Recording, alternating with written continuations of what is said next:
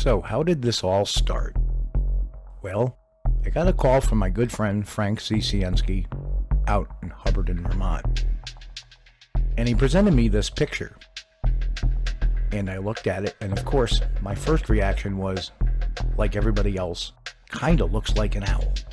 But you see, I know all too well that pareidolia can work both ways. Of course, the next day, I have to fly to Scotland for NatGeo to do a special on the Loch Ness Monster. I spent much of the time on the plane and the flight looking at this picture. And what I saw was things that did not look like an owl.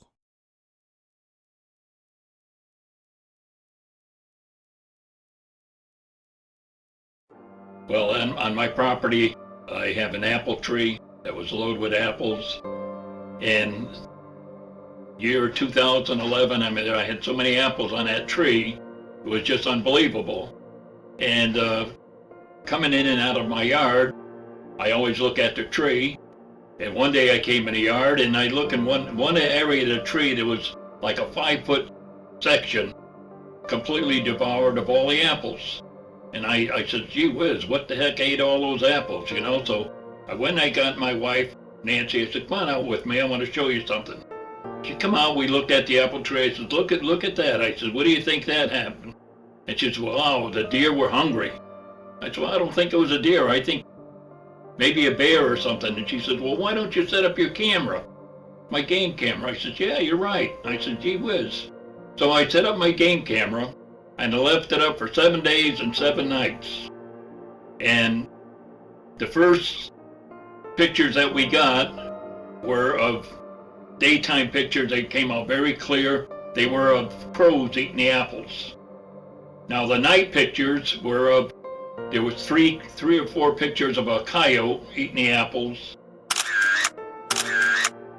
And the last picture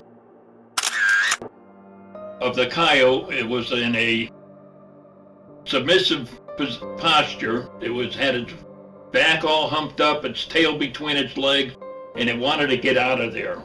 So that told me something scared it and it wanted to get out of there real quick. And the very next picture that we got was of this creature.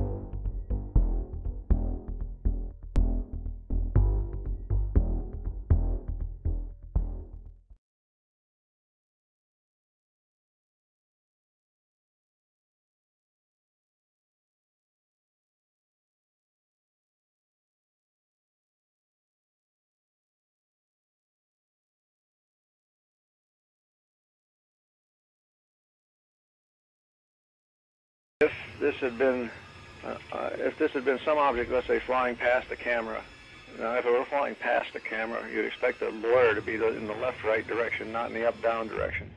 So right off the bat, the hypothesis that something flew past the camera, going from right to left or left to right, has a problem. That hypothesis has a problem. That the smear of the creature, the image smear of the creature, is vertical rather than horizontal.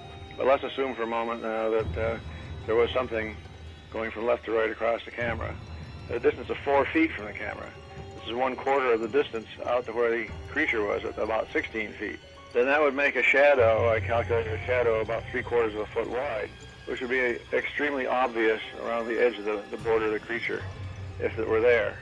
As I said, the actual shadow is very thin, almost wiped out by the blur of the creature's motion itself. So that tells me that the whatever was blocking the camera, whatever was blocking the light from the camera hitting the distant surface, which would be the ground, whatever that was close to the ground and not near the camera. The bottom line is, it appears to me that the shadow width, which is very small, argues against something being close to the camera, like a bird or an owl, or there's covers a large area in the photograph. It's well up above what we would call a photographic noise level. There's definitely really something out there. Say it's either a hoax or a real thing.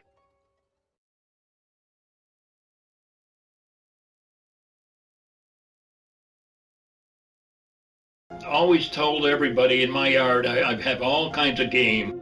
I live in a real back section of woods. It's very heavily populated with trees, and it's really a sportsman paradise back there. We have deer, bear, we've even had moose come in here. But as far as a Sasquatch, we've had 2 good reports right in my area. Matter of fact, Lake Bombazine is right down the road from me, maybe a mile, and a woman reported to me that she noticed that when her husband and her were out in a boat, they'd seen a hairy 6 or 7 foot creature at the edge of the water, and when they got near it, it turned and walked back into the woods. And a third of a mile, or not even a third of a mile, I'd say 3/10 of a mile up from my house, there's another pond, and a friend of mine was coming down. Matter of fact, he's a local contractor. I know him very well. And he was coming down there in the afternoon. It was about 3 in the afternoon. And he was coming down with his truck. And at the edge of the water, he said he saw this creature bending over into the water. He doesn't know whether it was eating the weeds, pulling the weeds up, or drinking water. But he said to me that he says, matter of fact, he was building my camp at a hunting camp at the time. And he came back to my camp and he says, Frank, was there a circus or a carnival in town? I said, no, not around here. Why? And he said, well, when I was going down the road by your house, he said, just before your house, he said he saw what he thought was a gorilla in the water. And he says, I don't know what it was, but he says it got up. He said, I stopped my truck. He said, we looked at each other. It looked at me. I looked at whatever it was, the gorilla. And he said it just got up, walked away, walked back into the woods, and gone.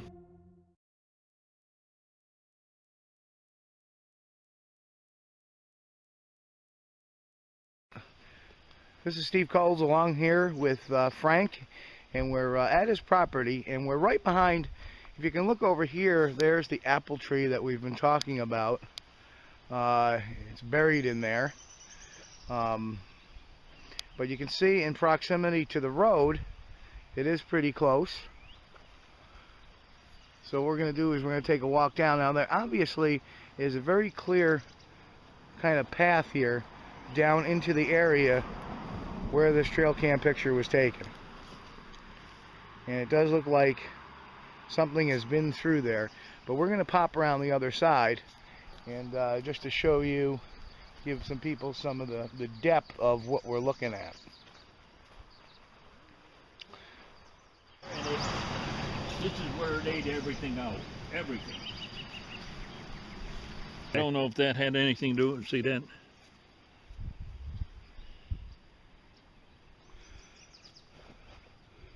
Interesting.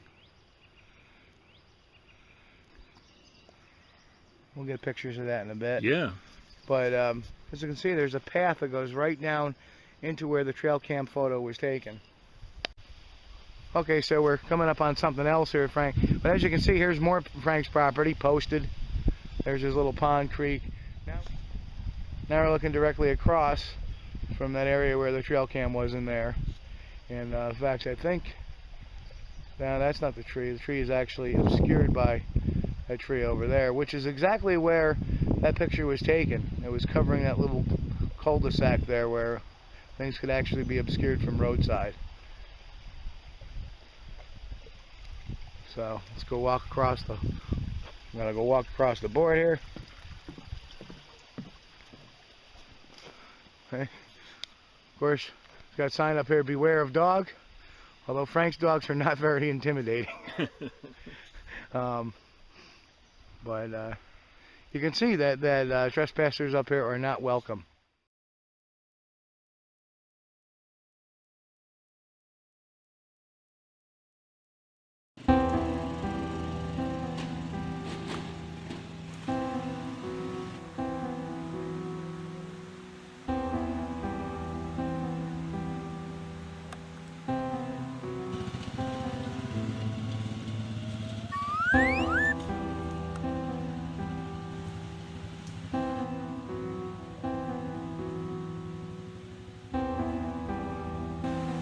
And there's another trail that comes to the